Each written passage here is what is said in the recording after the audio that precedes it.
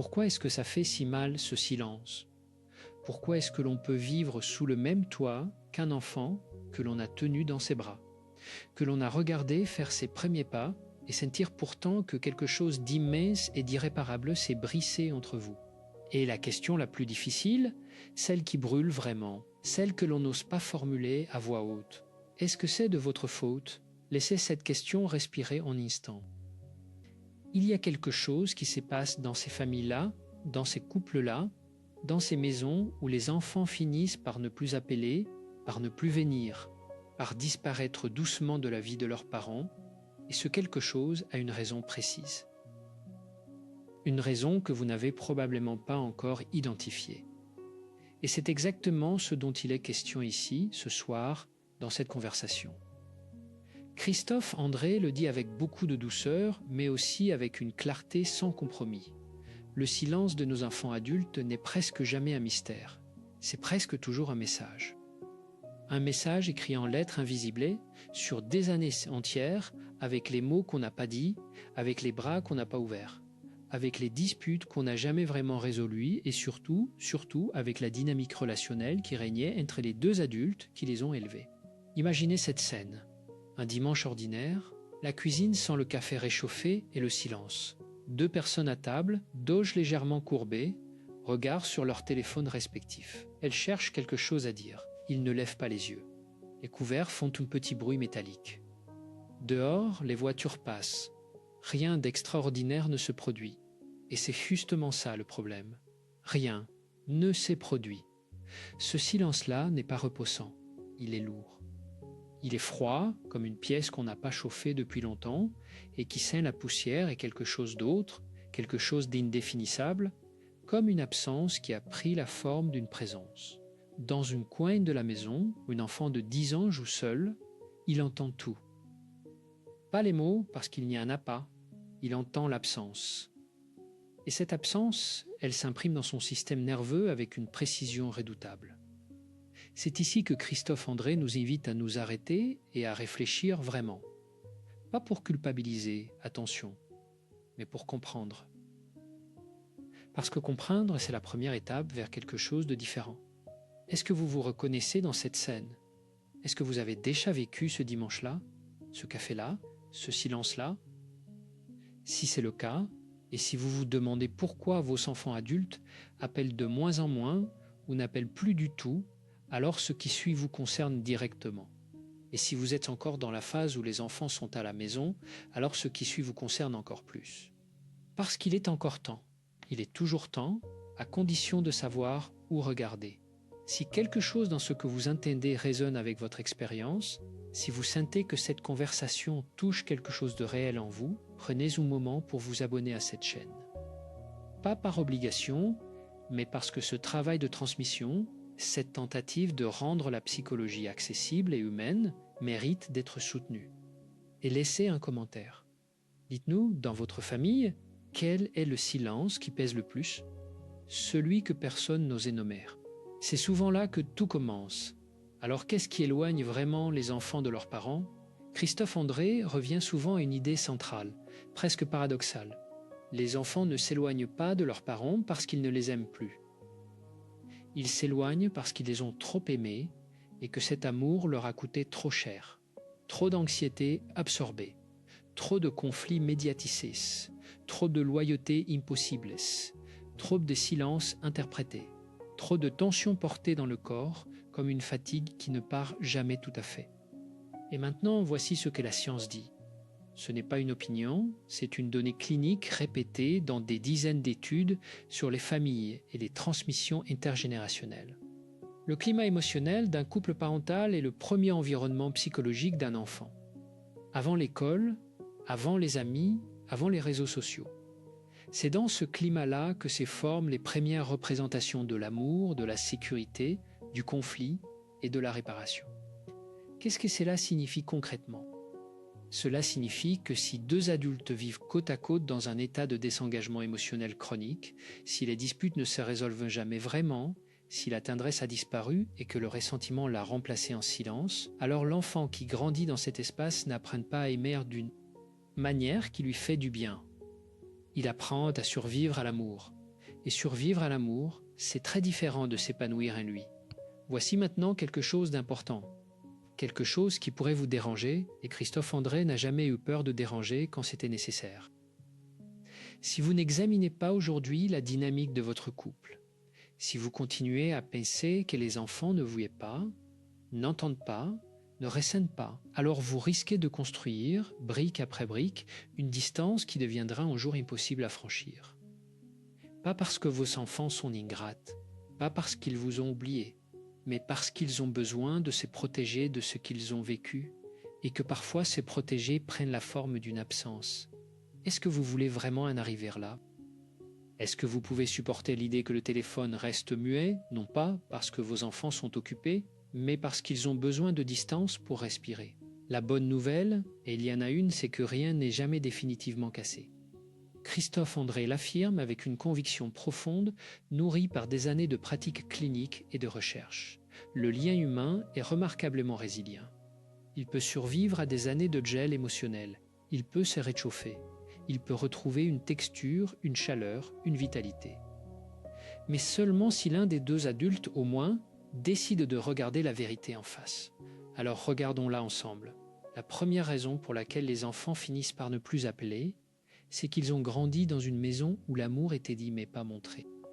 Où les mots existaient, peut-être même les cadeaux, les fêtes d'anniversaire, les vacances en famille, mais où quelque chose d'essentiel manquait. La présence émotionnelle. Est-ce que vous savez ce que c'est? La présence émotionnelle, ce n'est pas être dans la même pièce. Ce n'est pas regarder le même film. La présence émotionnelle, c'est ce moment où une personne sent que vous êtes vraiment là, avec elle, pour elle, dans ce qu'elle vit. Pas en train de penser à votre liste de courses, pas en train de vous inquiéter du lendemain, vraiment là. Et les enfants, ils savent. Ils détectent l'absence de cette présence avec une sensibilité presque surnaturelle, parce que leur survie affective en dépend. Alors quand la présence manque régulièrement, ils apprennent quelque chose de douloureux. Que l'amour, c'est quelque chose qu'on dit, pas quelque chose qu'on ressent. Et ils grandissent avec cette leçon gravée quelque part dans la poitrine, comme une cicatrice invisible. Comment y remédier? Christophe André parle beaucoup de ce qu'il appelle les moments de contact véritables. Ce sont des instants simples, presque banals en apparence, mais qui ont une valeur psychologique considérable. C'est regarder son enfant dans les yeux quand il parle, vraiment regarder, pas jeter un œil distrait par-dessus l'épaule. C'est poser une question qui montre qu'on a entendu, pas juste écouter. C'est s'asseoir à côté de lui sans rien faire d'autre que d'être là. Ces moments-là ne coûtent rien en termes de temps ou d'argent, mais ils coûtent quelque chose de précieux. Ils demandent qu'on sorte de notre propre tête pour entrer dans le monde de l'autre. Et ici, quelque chose de fondamental mérite d'être dit. La qualité de la présence que l'on offre à ses enfants est directement liée à la qualité du lien que l'on entretient avec son partenaire. Ce n'est pas une coïncidence, c'est une mécanique psychologique bien documentée. Quand un couple vit dans un état de tension chronique, d'évitement ou de froideur, chacun des deux adultes est partiellement absent à lui-même et donc absent à ses enfants.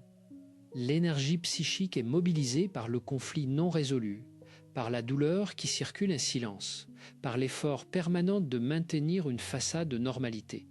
Et les enfants captent cette énergie détournée. Ils sentent qu'on n'est pas totalement là pour eux, même quand on est physiquement présent. Voici la deuxième raison.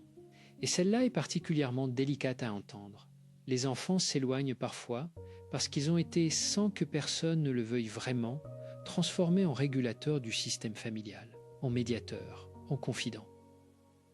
En tampon entre deux adultes qui n'arrivaient pas à se parler directement.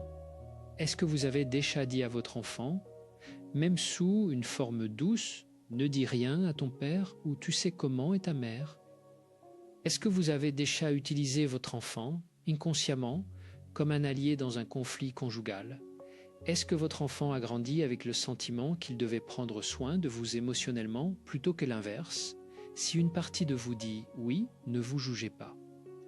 Vous n'avez pas fait cela par malice, vous l'avez fait parce que vous étiez vous-même épuisé, blessé, seul dans votre couple d'une façon que vous ne saviez pas nommer.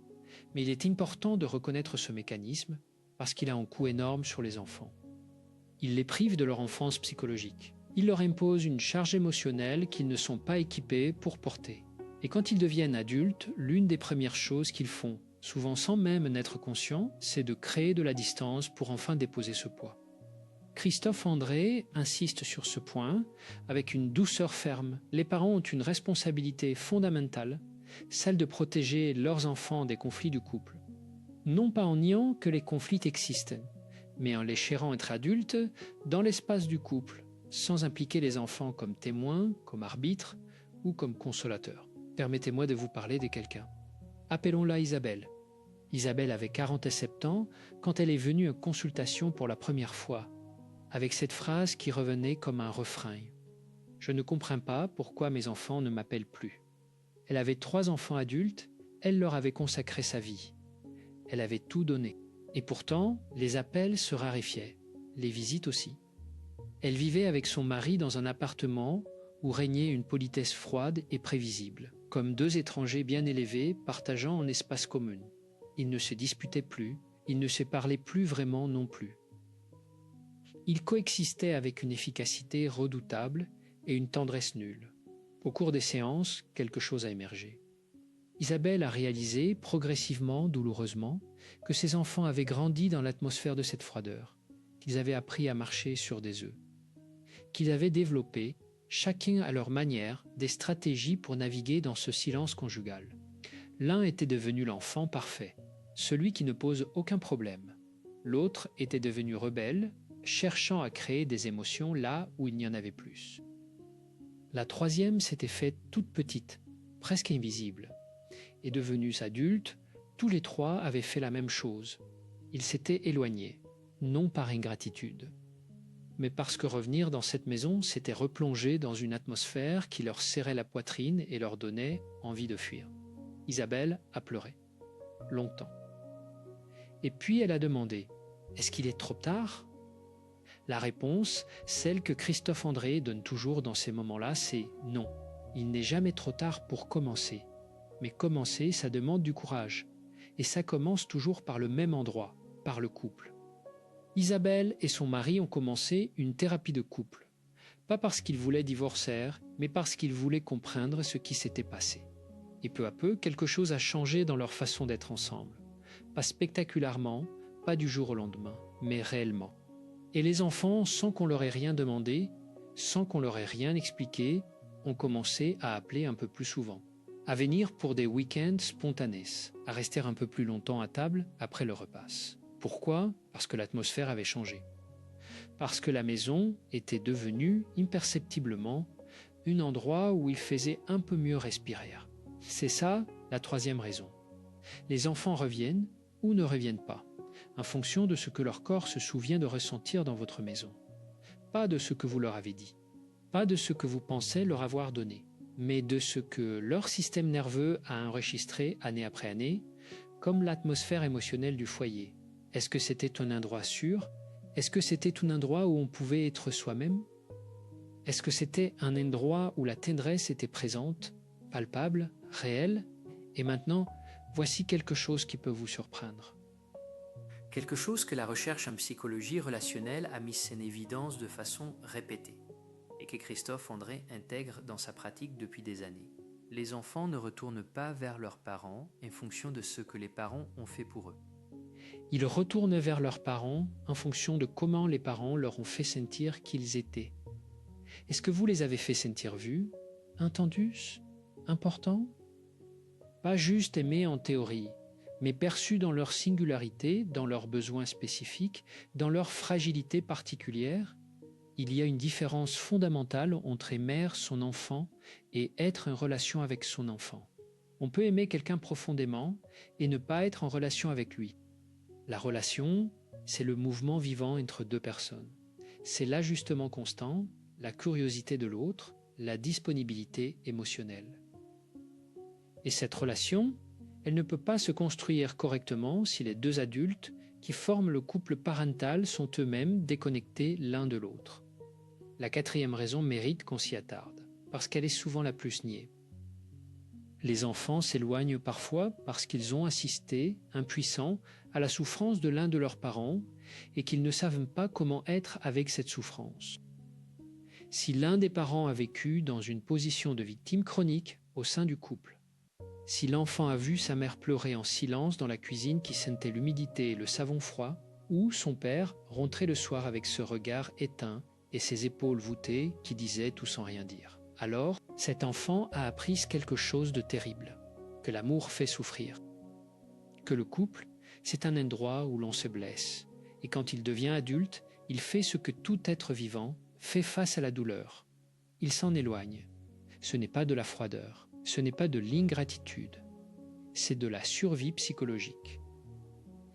Et c'est précisément pour cette raison que Christophe André insiste tant sur l'importance de ne pas rester dans une dynamique de couple toxique en pensant que les enfants ne voient rien. Ils voient tout, ils ressentent tout, et ils le portent longtemps, bien au-delà de l'enfance. Est-ce que vous avez déjà pensé à quel souvenir sensoriel vos enfants associent à votre couple? Pas un souvenir abstrait, un souvenir concret, un son, une odeur, une tension dans l'air, une façon de se regarder ou de ne pas se regarder. Ces micro-expériences s'accumulent pendant des années et forment quelque chose comme un territoire émotionnel intérieur. Une représentation inconsciente de ce que l'amour ressemble.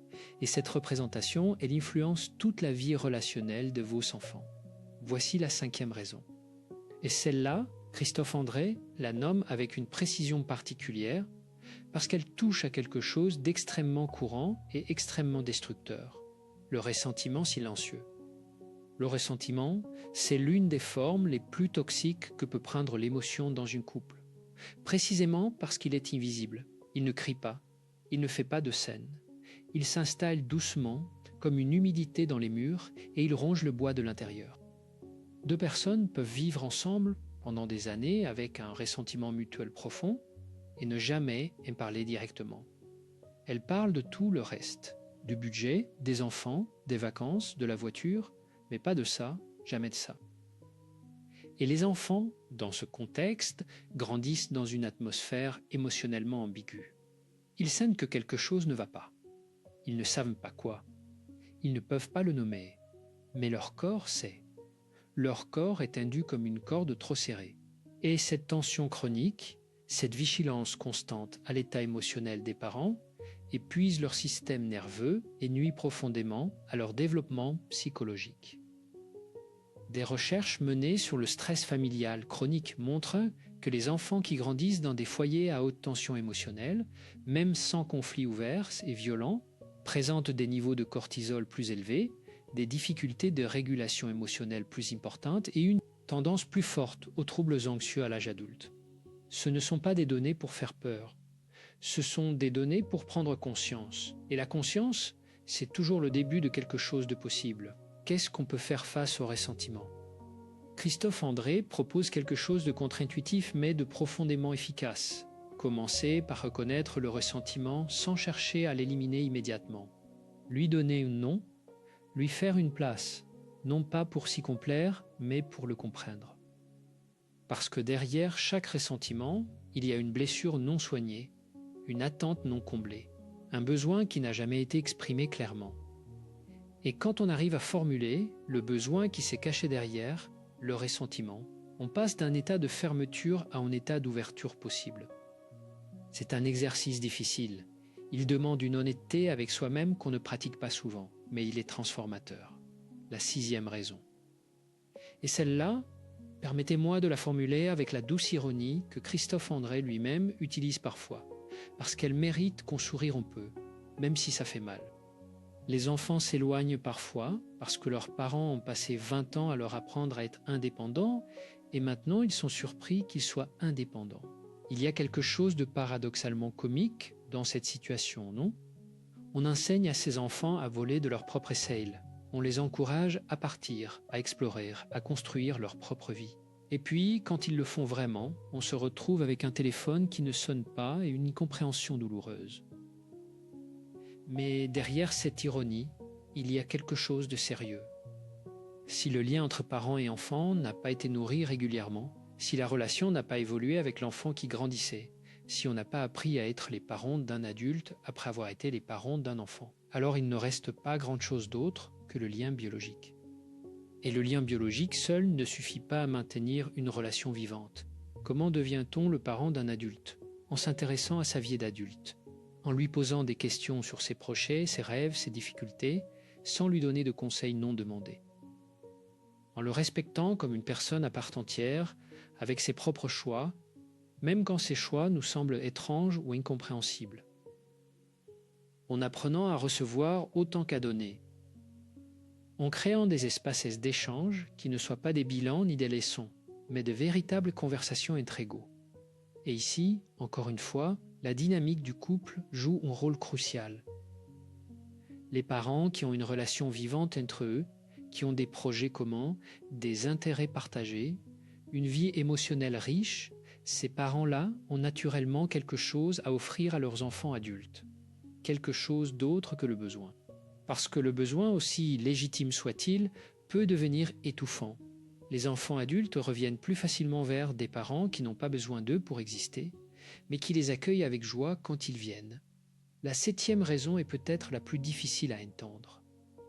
Elle concerne les non-dits, ces choses qu'on n'a jamais dites, ces excuses qu'on n'a jamais formulées, ces reconnaissances qu'on n'a jamais accordées. Il y a dans beaucoup de familles une histoire non racontée, une blessure non reconnue, une injustice non nommée. Et cette histoire tourne en boucle dans la tête des enfants devenus adultes. Elle revient la nuit, dans ces moments de demi-sommeil où tout remonte à la surface. Et tant que cette histoire n'est pas reconnue, tant que personne ne dit « je sais que j'ai eu tort » ou « je sais que tu as souffert » ou « je suis désolé de t'avoir mise dans cette position », elle continue de creuser en fossé. Christophe André parle souvent de la réparation relationnelle. Il ne s'agit pas de revenir sur chaque erreur du passé avec une précision chirurgicale. Il s'agit de créer un espace où les deux parties peuvent se reconnaître mutuellement dans leur humanité imparfaite. Où le parent peut dire, sans se défausser, sans se justifier à l'excès, « J'aurais pu faire mieux, j'ai fait de mon mieux avec ce que j'avais, et je suis prêt à entendre ce que tu as vécu. » Ces mots-là, prononcés avec sincérité, ont une puissance presque médicale. Ils ne réparent pas tout instantanément, mais ils ouvrent une porte. Et parfois, ouvrir une porte, c'est suffisant pour que quelqu'un commence à revenir. Permettez-moi maintenant de vous parler de la 8e raison, parce qu'elle touche directement à la dynamique du couple et à ce qu'elle transmet aux enfants concernant leur propre relation. Les enfants s'éloignent parfois parce que la relation de leurs parents leur a appris une vision de l'amour qui leur fait peur et ils évitent tout ce qui leur rappelle cette vision. Est-ce que vous avez déjà entendu quelqu'un dire « Je ne veux pas finir comme mes parents » ? C'est l'une des phrases les plus répandues dans les cabinets de psychologie du monde entier et elle dit quelque chose d'essentiel.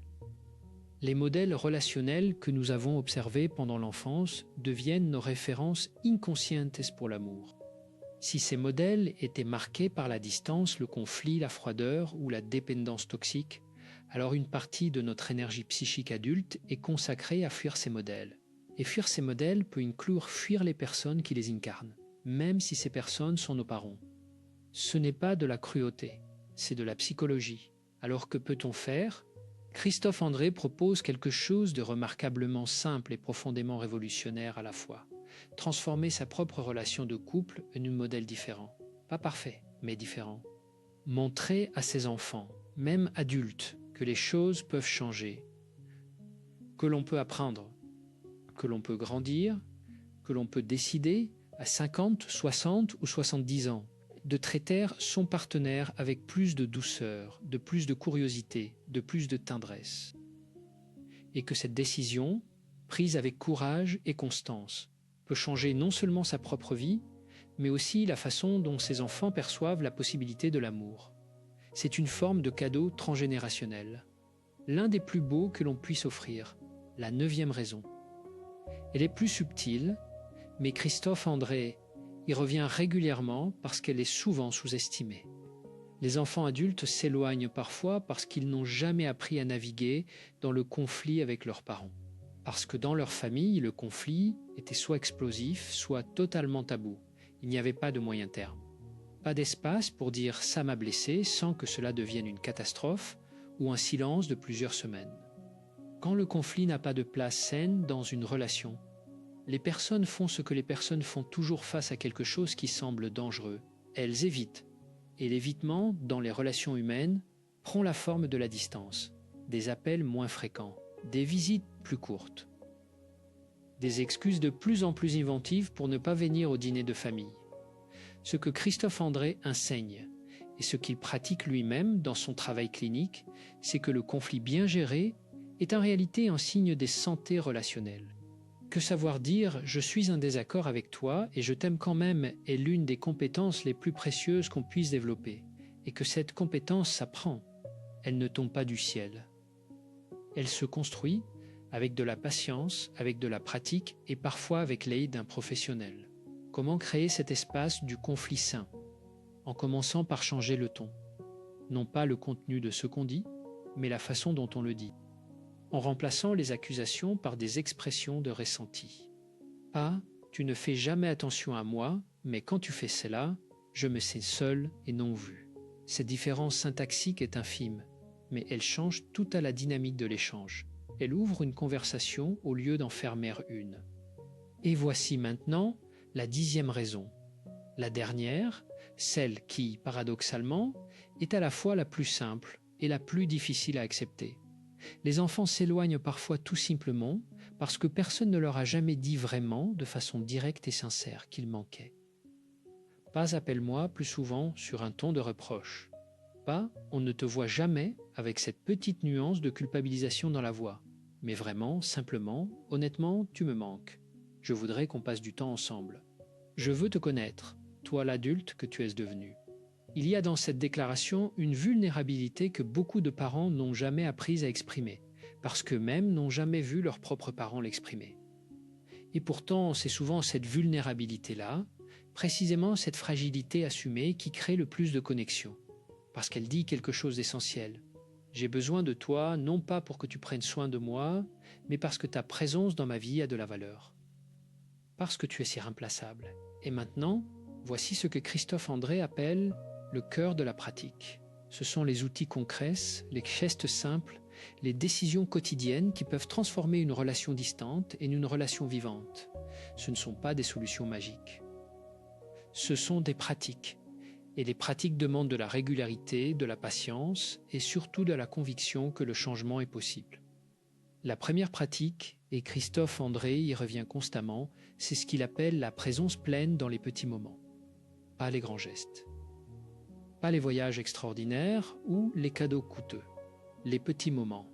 Le café du matin où on pose son téléphone et on regarde vraiment la personne en face. Le message envoyé sans raison particulière, juste pour dire « je pensais à toi ». La question posée avec une vraie curiosité, sans agenda, sans conseil, qui suit immédiatement. Comment tu vas vraiment? Ces moments-là, accumulés sur des semaines et des mois, créent quelque chose comme un capital émotionnel. Ils construisent la confiance. Ils signalent à l'autre que sa présence compte, que son existence est perçue. John Gottman, le chercheur américain dont Christophe André cite souvent les travaux, a montré que les couples heureux font quelque chose que les couples en difficulté ne font pas. Ils répondent aux offres de connexion de l'autre. Ces offres de connexion sont minuscules. Un regard partagé sur quelque chose de drôle. Un soupir qu'on entend et qu'on reconnaît. Une histoire qu'on choisit de raconter. Quand ces micro-offres sont accueillies, quelque chose se consolide. Quand elles sont ignorées, quelque chose se fragilise. La deuxième pratique, c'est l'art de la réparation. Christophe André insiste. Ce qui distingue les couples solides des couples fragiles, ce n'est pas l'absence de conflit. C'est la capacité à réparer après les conflits, à revenir vers l'autre et à dire « je regrette d'avoir réagi ainsi ». À ne pas laisser le ressentiment s'installer comme un locataire permanent. La réparation, c'est un acte de courage et d'humilité.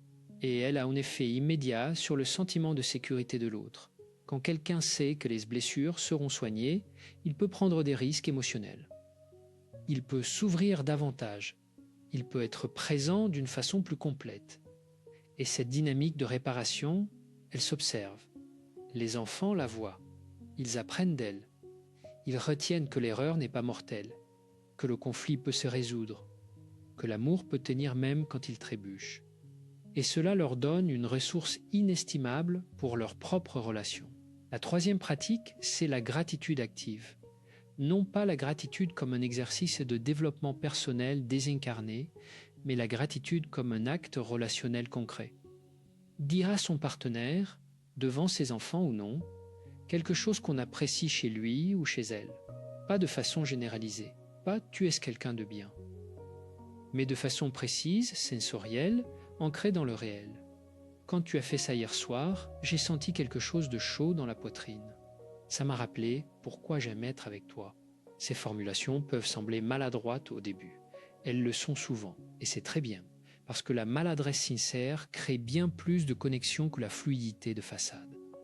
La quatrième pratique, et celle-là Christophe André la présente souvent avec un sourire légèrement malicieux, c'est de cultiver quelque chose en dehors de la relation, d'avoir des intérêts propres, des passions, des projets personnels qui nourrissent une vie intérieure riche. Parce que la personne qui a une vie intérieure riche apporte quelque chose à la relation. Elle n'est pas un puissant fond qui attend d'être rempli par l'autre. Elle est une source. Et les sources, elles attirent. Les puits, eux, épuisent. C'est paradoxal, non? Plus on s'investit dans sa propre vie, plus on devient un partenaire désirable. Plus on a des choses à raconter, à partager, à offrir. Et cela s'applique aussi aux parents, dans leur relation avec leurs enfants adultes. Les parents qui ont une vie pleine, des intérêts variés, des amitiés cultivées, des projets en cours, ces parents-là sont bien plus faciles à appeler que ceux dont toute l'existence semble suspendue à la prochaine visite des enfants. La cinquième pratique est celle qui demande le plus de courage. C'est de chercher de l'aide quand on en a besoin. Consulter un thérapeute de couple, un psychologue, un psychiatre, non pas parce qu'on a échoué, mais parce qu'on est sérieux dans sa volonté de faire mieux. Christophe André le dit sans ambiguïté, la psychothérapie n'est pas un aveu de faiblesse. C'est un acte de responsabilité envers soi-même et envers ceux qu'on aime. C'est décider que ces relations méritent qu'on y investisse avec la même sérieux qu'on investit dans sa santé physique. Est-ce que vous iriez vous promener avec une fracture non soignée parce que vous auriez honte de montrer votre cheville à un médecin? Probablement pas. Alors pourquoi laisserait-on une blessure relationnelle non soignée s'infecter pendant des années, par fierté ou par peur du regard des autres? Il y a une sixième pratique, et elle est particulièrement puissante dans le contexte des relations avec les enfants adultes. C'est d'initier le contact sans attendre. Ne pas rester dans la posture de celui qui attend d'être appelé et qui souffre en silence de ne pas l'être. Envoyer un message. Proposer un déjeuner. Partager quelque chose qui rappelle un souvenir commun. Un article, une chanson, une photo. Pas de façon intrusive, pas de façon culpabilisante, mais de façon légère, ouverte, sans attente de résultats immédiats. Ces petits gestes d'ouverture, répétés avec constance, finissent par changer le paysage relationnel. Ils disent quelque chose d'important. Je suis là, je pense à toi, je ne t'en veux pas pour la distance, je suis disponible quand tu es prêt. Et voici ce que Christophe André rappelle avec une conviction profonde, comme une conclusion provisoire à cette longue conversation. La qualité des relations que nous offrons à ceux que nous aimons, et en premier lieu à notre partenaire de vie, est le cadeau le plus durable que nous puissions faire à nos enfants. Non pas les cadeaux matériels, non pas les vacances mémorables, mais la façon dont nous nous parlons, la façon dont nous nous regardons, la façon dont nous traversons les difficultés ensemble, avec dignité, avec tendresse, avec la volonté de rester debout côte à côte même quand le vent souffle fort. Parce que les enfants n'oublient pas comment leurs parents s'aimaient, ou comment ils ne s'aimaient pas. Ils portent cette mémoire dans leur corps, bien après avoir quitté la maison. Et cette mémoire-là, elle influence chacune de leurs propres histoires d'amour, chacune de leurs propres façons d'être en relation, chacun de leurs propres choix concernant la distance ou la proximité avec les personnes qui comptent. Il n'est pas trop tard. Christophe André le dit avec une conviction qui vient de l'expérience clinique, mais aussi d'une profonde humanité.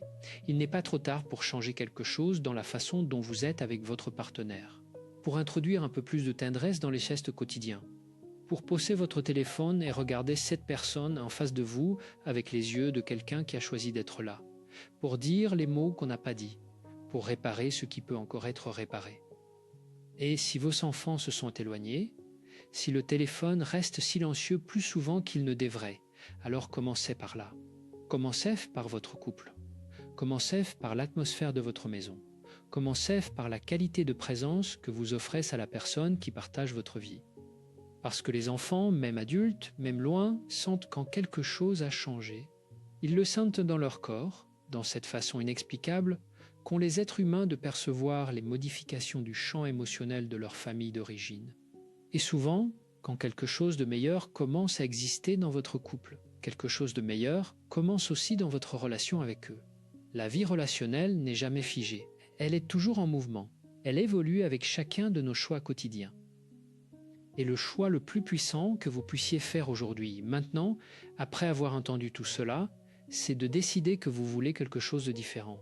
Pas de parfait, de différent, de plus vivant, de plus chaleureux, de plus réel. Christophe André termine souvent ses réflexions sur les relations par une image simple, presque poétique dans sa sobriété. Il parle du feu dans la cheminée, pas le feu spectaculaire qu'on allume lors d'une grande occasion, mais le feu qu'on entretient chaque jour en ajoutant de petites bûches régulièrement, en veillant à ce que la flamme ne s'éteigne pas dans l'indifférence ou la négligence. Ce feu-là, il réchauffe la maison, et les gens qu'on aime, ils reviennent vers les maisons qui sont chaudes. Commencez par allumer une petite flamme, aujourd'hui, maintenant. Un geste de tendresse, un mot sincère, un moment de présence vraie et regardez ce qui se passe.